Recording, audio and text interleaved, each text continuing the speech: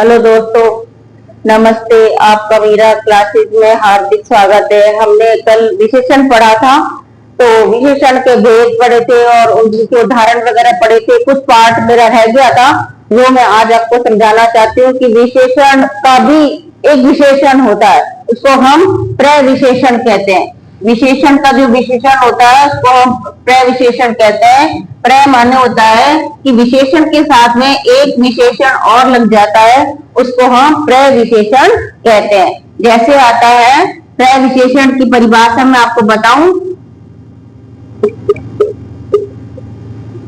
परिभाषा है वे शब्द जो विशेषण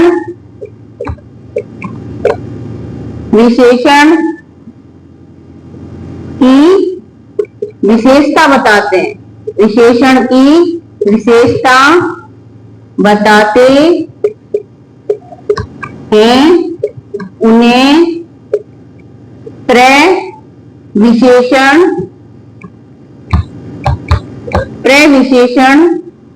कहते हैं। कहने का मतलब है, कहते हैं जैसे,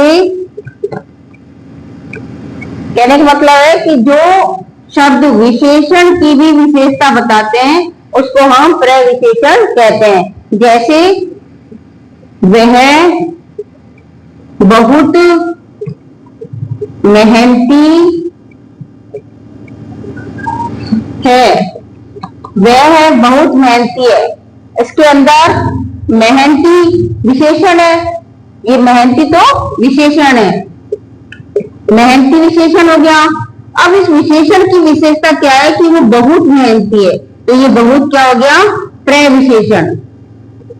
प्रविशेषण, ठीक है। विशेषण की भी इसने विशेषता बताई है, उसको हम प्रविशेषण कहते हैं। हम इसका एक उदाहरण और ले लेते हैं। जैसे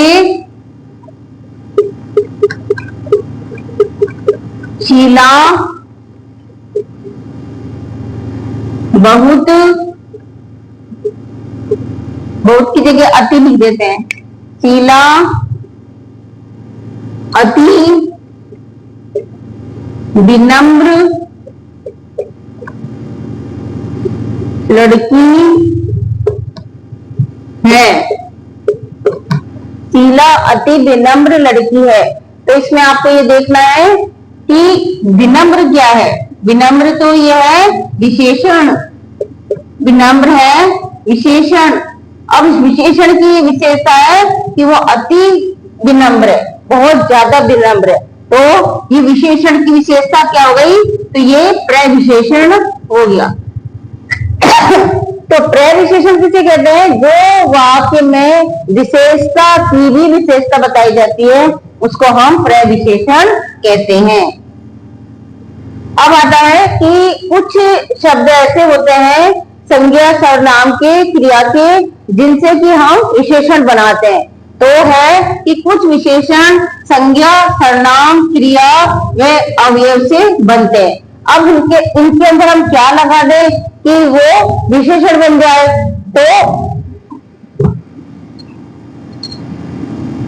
तो हम क्या करेंगे, कोई भी जो शब्द हो गया होगा, जैसे मान लो संज्ञा है ना, संज्ञा प्लस प्रत्यय, प्रत्यय बराबर विशेषण। तो कोई संज्ञा शब्द में हमने प्रत्यय लगा दिया और उस प्रत्यय लगाने से जो शब्द बनेगा वो विशेषण कहलाएगा। तो प्रत्यय किसे कहते हैं, पहले तो यही आना चाहिए। तो प्रत्यय होता है कि वे वाक्यांश जो वाक्य के अंत में लगते हैं, वो वाक्यांश जो वाक्य के अंत में लगते हैं उसे हम प्रत्यय कहते हैं। जैसे प्रत्यय माना होता है, जैसे मैंने लिखा, जैसे रंग प्लस हीन तो रंगीन, तो ये क्या हो गया, प्रत्यय हो गया। तो ऐसे शब्द जो संज्ञा व सर्वनाम के अंत में लगते हैं उनको हम प्रत्यय कहते हैं, मतलब पीछे लगते हैं उनको हम प्रत्यय कहते हैं। जैसे मैंने आपको भी लिखा है कि रंग, ये संज्ञा से बनने वाले प्रत्यय हैं, संज्ञा से, तो ये संज्ञा शब्द है, ये प्रत्यय है और ये विशेषण है। तो संज्ञा है रंग प्लस ईन, ईन इसमें प्रत्यय लग गया तो क्या हो गया, रंगीन। अब आ गया राष्ट्र, मैं ये प्रत्यय लगा दिया, ये प्रत्यय लगा दिया तो राष्ट्रीय, ये राष्ट्रीय क्या बन गया, ये विशेषण बन गया राष्ट्रीय। क्या बन गया, विशेषण। मैंने रंग में इन प्रत्यय लगा देंगे तो रंगीन बन जाएगा, और राष्ट्र में ये प्रत्यय लगा देंगे तो राष्ट्रीय बन जाएगा, और ये राष्ट्रीय रंगीन विशेषण कहलाते हैं। और स्वर्ण में इन लगा देंगे तो स्वर्णिम बन जाएगा। तो स्वर्णिम क्या है, विशेषण है, स्वर्णिम विशेषण है, राष्ट्रीय विशेषण है, रंगीन विशेषण है। ठीक है ना। तो ये संज्ञा शब्द से हमने क्या बनाया, प्रत्यय लगा के विशेषण बनाया। अब आता है सर्वनाम से कैसे विशेषण बनाते हैं। तो सर्वनाम की परिभाषा आनी चाहिए कि जो शब्द संज्ञा के स्थान पर प्रयोग होते हैं उन्हें सर्वनाम कहते हैं।